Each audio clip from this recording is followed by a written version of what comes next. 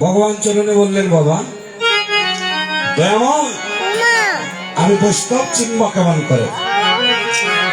মহাপ্রভু বললেন, মা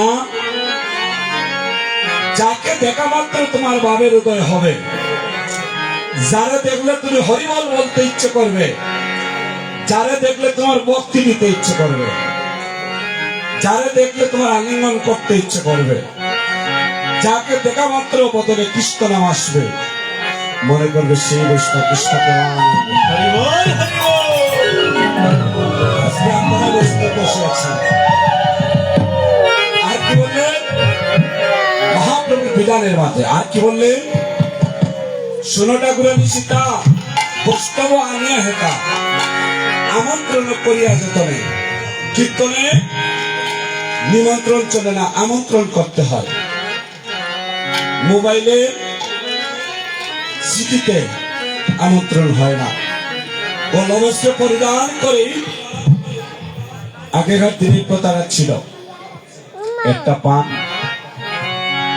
সুপারি কিঞ্চিত অর্থ দান করে যাইয়া বলবেন, হস্ত ধরে বলবেন, অপারগ হলে তার চরণে ধরে বলতে হবে, তাও না হলে চরণে প্রেমাবিষ্ট হয়ে পড়তে হবে।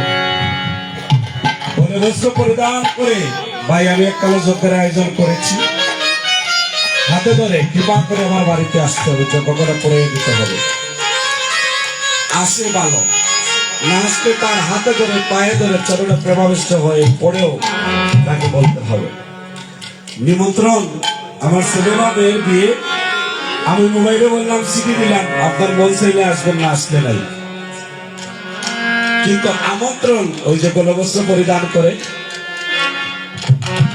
কাঙ্গালি বেশে হাতে ধরে পায়ে ধরে চরণে ধরে তাকে বলতে হবে, যজ্ঞের আয়োজন করেছি, কৃপা করে আসতে হবে। তাই বললেন মা, মহাপ্রভু বললেন, ষোলোটা পুরাণী সীতা বৈষ্ণব আনিয়া হেতা আমন্ত্রণ করিয়া যতনে। আর বললেন, যেবা যায় আমন্ত্রণ করিতে। এক পরিবারের পিতা পুত্র যদি গায়ক বাদক হয়, আলাদা করে আমন্ত্রণ করতে হবে। কারণ কীর্তনী হওয়াটা এটা পূর্বজন্মের স্বীকৃতি বিহনে হয় না।